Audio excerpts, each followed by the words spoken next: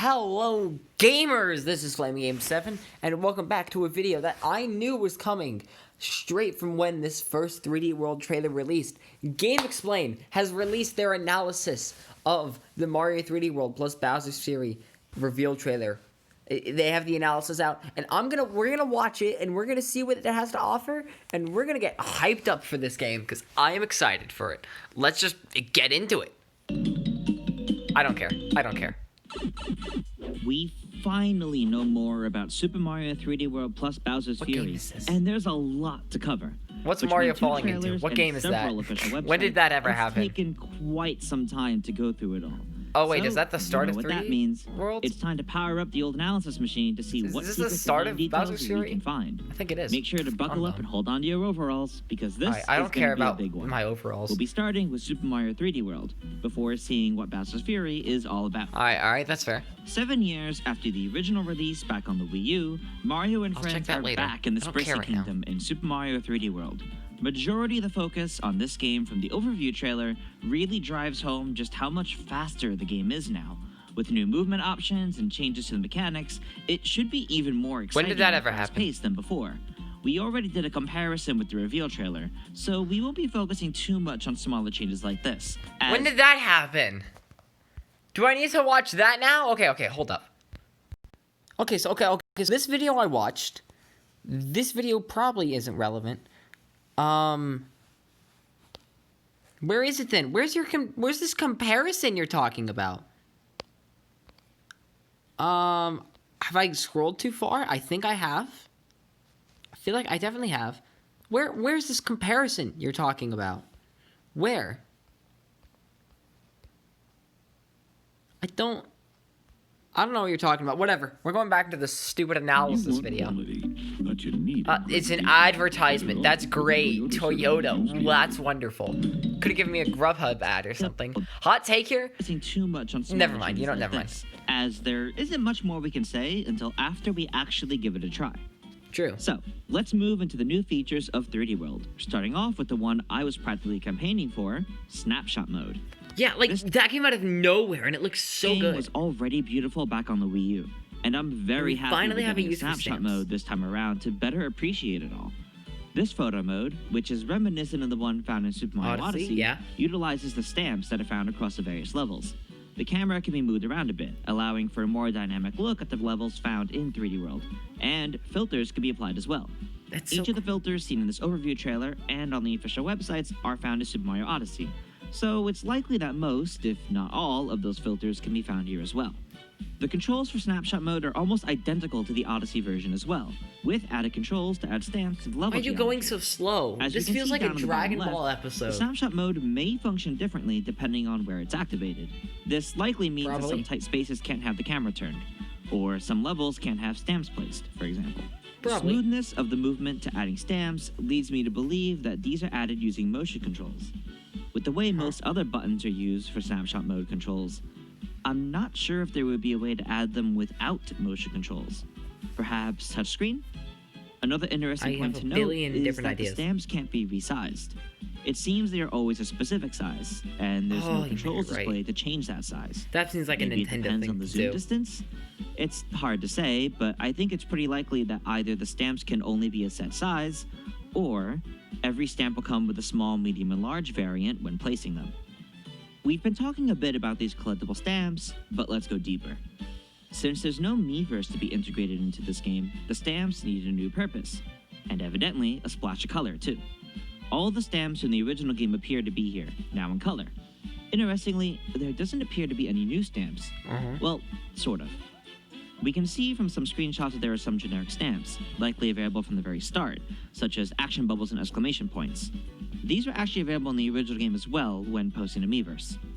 Beyond those, while the exact layout doesn't match up perfectly with the original stamp collection, every stamp from before is present here. While there's definitely room to add more if they choose to, and perhaps any new stamps are just hidden away from the screen, I wouldn't say it's looking good for any new stamps tied to, say, brand new characters.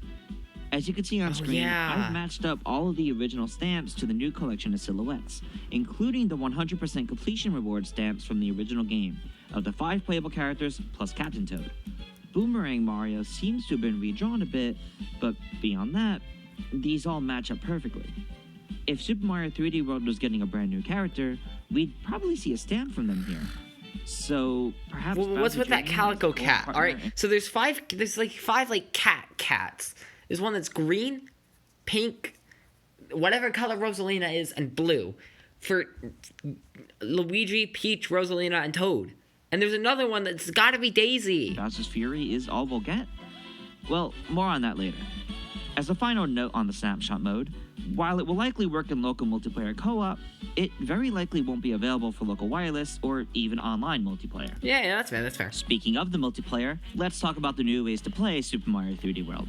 Through the Connect and Play menu, you can jump into online play or local wireless. As expected, local wireless lets players connect with up to 4 players wirelessly, with up to 2 people on the same console. I'm curious what the benefit to this will be, compared to everyone playing on the same console like in the original Wii U version. Perhaps not everyone needs to be on screen at the same time this way? Oh, hopefully. Online play is what the overview trailer dives further into. Like local wireless, up to 4 people can play, with up to 2 on a single console. Players can join or create a room, much like other online Nintendo games. Only the host save file will be used, meaning progress will only be saved for that player. If you buy this game on release day and intend to play with friends online, you better be ready to see only their file progress. It's definitely the easiest way to go about this, as syncing save files is probably more trouble than it's worth for something like this. Yeah. This is more than likely the case for local wireless as well, since that would also involve creating a lobby and joining one. There's a few additional points of interest here. First off is this down in the lower right. Press X to learn about voice chat. As expected, it seems the Nintendo Switch Online mobile app can be used for voice chat with this game. What's more interesting is down here on the left, Mario's character select icon. Could we perhaps select characters from our individual save files before playing with friends? I'm hopeful, but probably not, honestly. While it would be great to avoid everyone claiming or swapping characters before joining every level, letting players choose beforehand may only get more complicated. What if everyone joins a room as Toad or Luigi? Yeah. Surely the game wouldn't allow that. There's one more detail about Super Mario 3D I hear World Captain that Toad I'd music. talk about before moving on to Bowser's Fury, and that's Captain Toad's You can Adventures. play with 4 The players. official website teased the fact that Captain Toad levels would be playable in multiplayer And that's for the first bog. time. Originally, these were single-player and required the Wii U gamepad. Thanks to the official Super Mario UK Twitter account, we have a look at how these Captain Toad levels will function in multiplayer. Player 1 takes control of the iconic leader of the Toad Brigade, and Yeah. You do not need to this is explain. also the first time that members of the Toad Brigade, other than Captain Toad and Toadette, are playable, so it's exciting to see this cast of brave Toads getting more attention. Given the way Captain Toad's adventures play, all of these Toads most likely play identically. Beyond the characters, this level we see is identical to its original appearance in Super Mario 3D World on the Wii U, so it seems that these levels will be largely unchanged, despite adding multiplayer. Let's back up for a moment though. Remember when we were talking about stamps and how I mentioned that every playable character has one of their main icon? Mario, Luigi, yeah, I think I see where Peach, this is Toad, going. Rosalina, and Captain Toad for these levels? Well, we can see that the other Toad Brigade members now also have special 2D art, yet no stamps.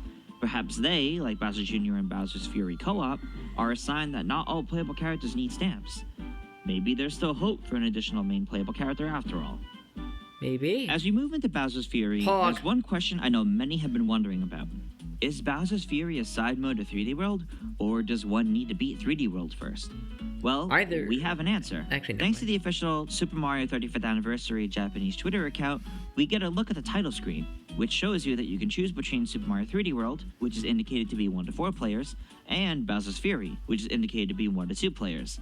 It seems that these are definitely 2 separate games packaged together, so progress in 3D World is unlikely to affect anything about Bowser's Nice. Fury. So we can. I'm gonna play Well, Bowser's Fury first. outside of the stamp collection carrying over. Oh, that's cool. Between the Japanese website and official trailers, we now know a lot about Bowser's Fury, including how it opens. Mario discovers a familiar graffiti M on the ground. So that before was it what the opens start of into this a video portal. was. After falling through the portal, Mario lands in a massive Bowser footprint. Not long after, Bowser Jr. finds Mario and explains the situation regarding the massive Fury Bowser using illustrations. The duo then agree to work together, and the adventure seemingly begins. Nice. Mario as the main hero on this adventure, but Bowser Jr. as a playable assist. While a second player could take control of Jr. in a co-op style similar to the co-star Luma from Galaxy 2 and Cappy from Odyssey.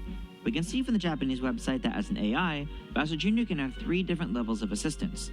This is likely akin to a difficulty setting, Ooh. meaning at lower difficulties, That's cool, that's Jr. cool, will that's help cool. more, and on higher difficulties, he'll mostly just follow Mario. When a second player takes control of Jr., these likely don't matter at all, though. Bowser Jr. can attack enemies with a ground pound-like move, as well as slashes with his magic paintbrush. Speaking of the paintbrush, there's a few neat details about it. The first of which is how it officially sports his own logo instead of Professor Egad's. And now it matches up perfectly with his official artwork for Super Nintendo World. When painting over a question mark in the wall to make a power-up appear, the magic paint matches up perfectly with the electric goop from Serena Beach in Super Mario Sunshine. While Bowser's Fury as a whole is a free-roaming adventure easily compared to Super Mario Odyssey, it's honestly really nice to see so many direct references to Sunshine as well.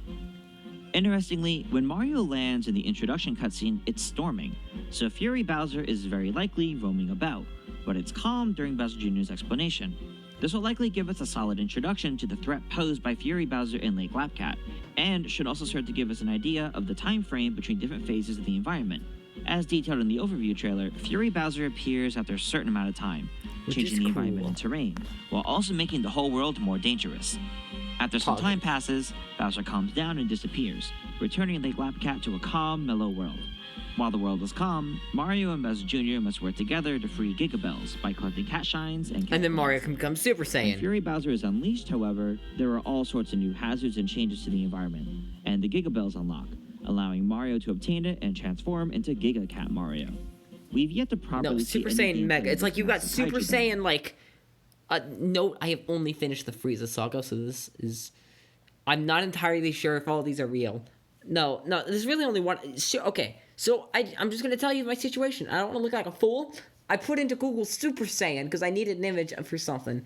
And Super Saiyan 4 popped up. So is Super Saiyan 4 a thing? And if so, why are there 3 other Super Saiyans? Also, these are all rhetorical questions.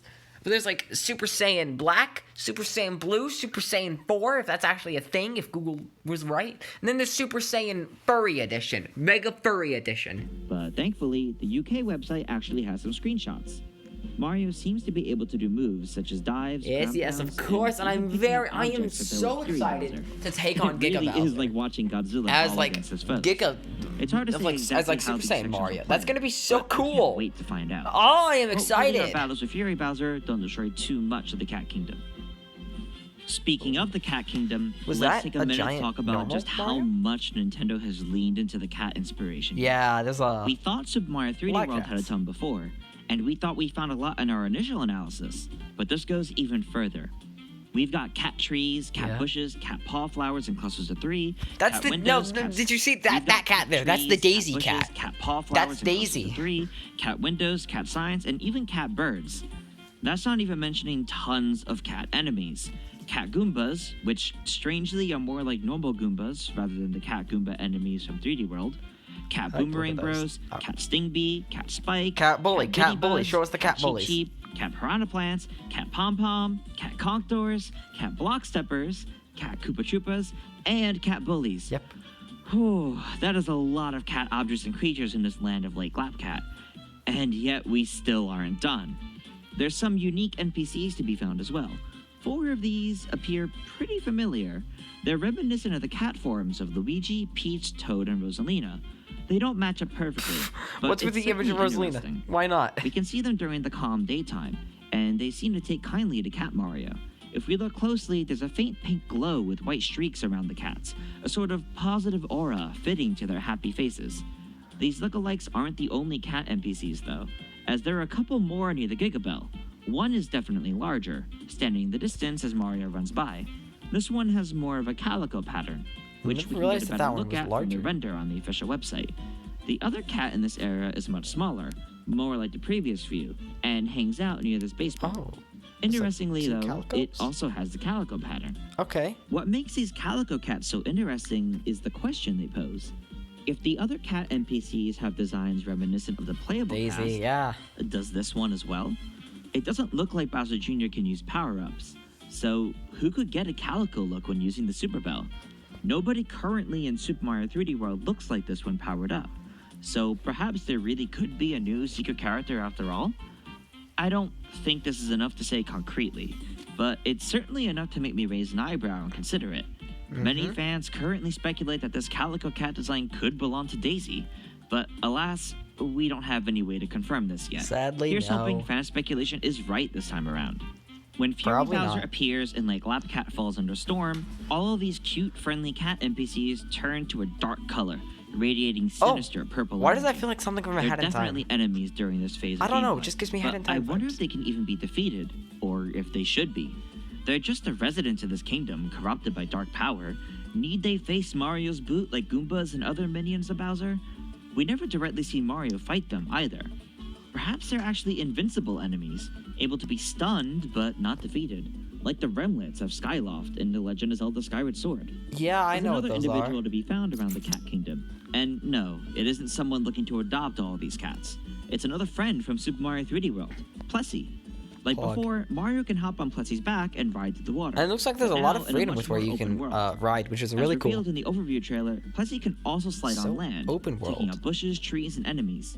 Presumably, Mario can get off Plessy at any time as well with the push of a button, instead of at set times or locations.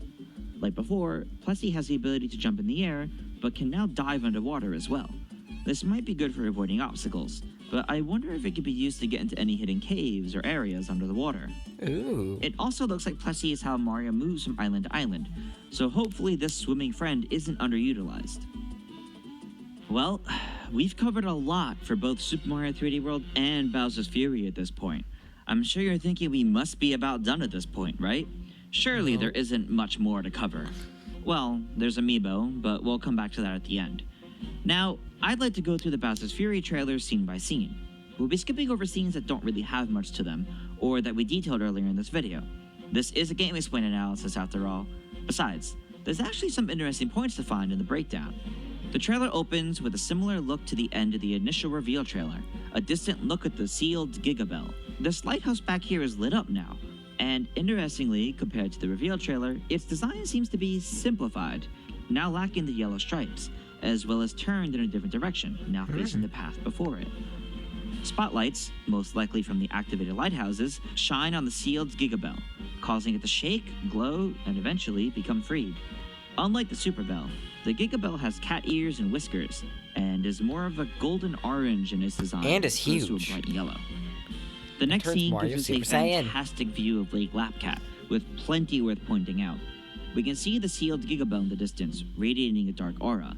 The starting island seems to be more autumn in colors, with many trees and patches of grass, a mix of green and yellow.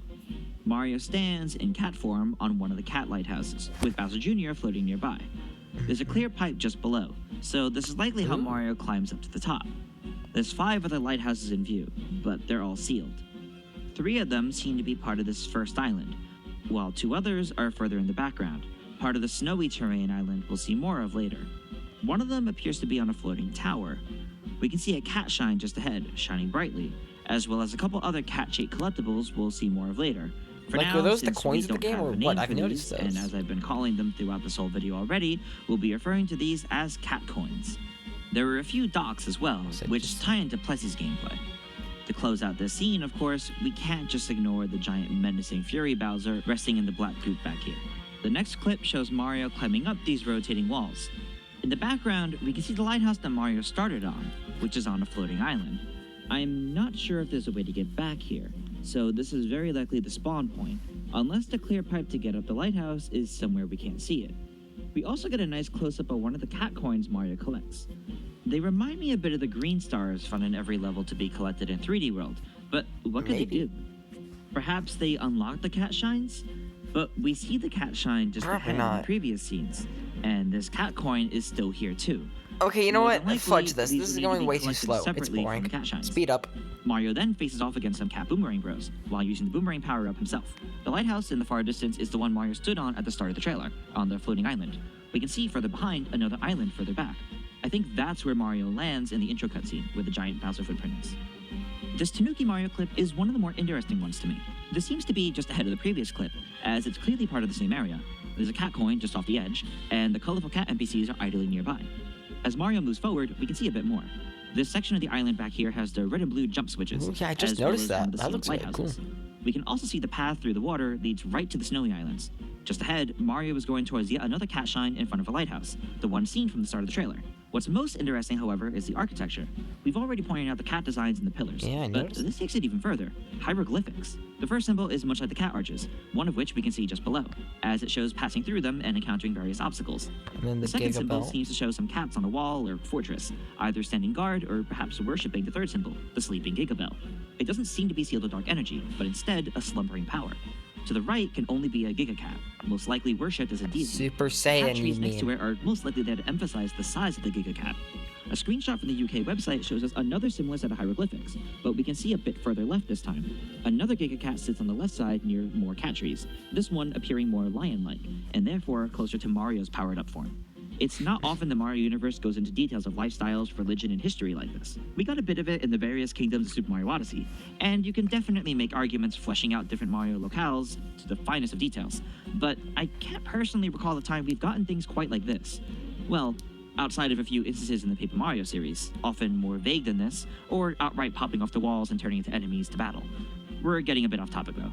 The main takeaway from this is that the Cat Kingdom is clearly well thought out and detailed, far more than simply taking the idea, what if everything was a cat?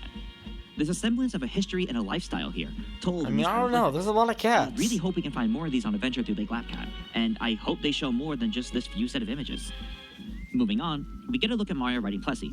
All of the lighthouses in the background appear to still be sealed, yet Mario's moving away from the first grassland island. Perhaps both the grassland and snowy islands are available at the start, and Mario can freely complete them before potentially unlocking more? What's more, we can see a Super Bell power-up in a bubble, which likely just powers Mario up if Plessy swims into it. While the focus of the next clip is on Plessy's diving and jumping abilities, we've already talked about those. I'm more interested in the surrounding area. We can see four sealed lighthouses. Floating island, there's another floating island. One of these is on the floating tower we mentioned earlier in the video. Additionally, there's a floating island up here, and it seems to have a cat shine, judging by the glow. How is one supposed to get up here? Perhaps an invisible path or even a cannon? During this, what was I just saying? You actually see some of the terrain and scenery pop into view when Mario gets close enough, so the draw distance of this free-roaming adventure may not be so great. Similar to when climbing to the top of a tree, Mario's holding on to some sort of spring before launching himself forward towards a round fort-like building. There's some cat Cheep Cheeps and cat Koopa Troopas nearby as well. At the very Do you need to specify that they're cats? Sticking into the water over here on the left, but it's really hard to make out what it is. It definitely looks different than the Cheep Cheeps, and it isn't Plessy. So what could this be? Another enemy, perhaps? There's really only one thing worth pointing out when talking about this clip with the graffiti. This cat bird, obviously. Okay, jokes aside, Bowser Jr. paints a boomerang flower, and one appears. The question is, does this specific spot always spawn a boomerang flower? Or did Bowser Jr. specifically paint that, meaning the AI or co-op partner can choose what power-up appears? Well, I have a feeling it depends on the area, as it appears more like Jr. painting over the question mark makes the graffiti of the item appear. So let's move on to Mario collecting a cat shine. This is the one we can see from the first real view of Lake Lapcat in the trailer. Interestingly, the animation for collecting a cat shine is almost identical to when Mario collects a moon in Super Mario Odyssey. Utilizing more items from Super Mario 3D World, you can still plop into the shell. Nice. I've always loved that gimmick. There's some Bowser blocks to the left, which definitely stand out. Either Mario can destroy them using the Koopa shell, or they can only be destroyed when Fury Bowser is out, perhaps even by Bowser himself. Additionally, this ramp-like platform over here is actually the ruined remains of a shipwreck. It's a boat. I wonder if we'll see more things like this on the adventure. We're going to skip ahead a little bit here, back to the fortress-like building.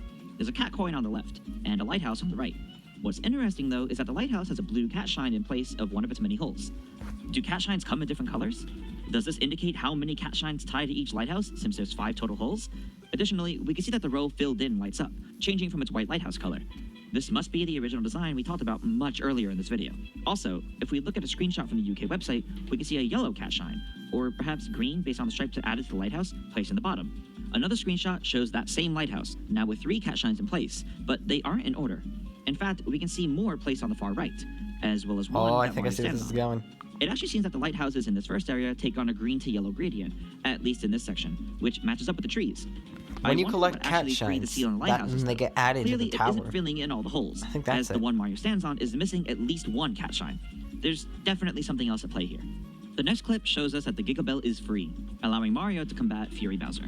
What's interesting is that this is temporary. The seal is not permanently broken. We can see Seal Dark Aura. Wait, did I just see him dive? Did I just see Mario dive? Permanently broken. Mario, no, he rolled. He did something in mid. That's new though.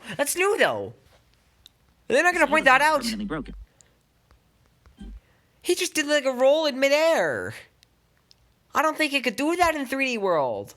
I'm better at this than Game Explain is. We I can see should work sealed there. dark RR In their radiating from some YouTube. lighthouses still. The Whatever. Snowy Island Gigabell is also free, Okay. suggesting they all open up at the same time during this phase. As Mario runs for the Gigabell, we can see a skull sign, usually used for poison, seemingly coming out of the water in the background. Perhaps Mario can't actually swim in the water of Lake Lapcat? It would explain the changes to the terrain to add platforms through it, as well as jumping off the cat Cheep-Cheeps.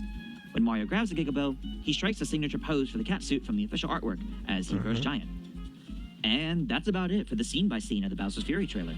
At this point, we've just about gone through everything there is. He bonked. So, finally, let's talk about Amiibo. Saving them for last. Honestly, I don't care. I don't care.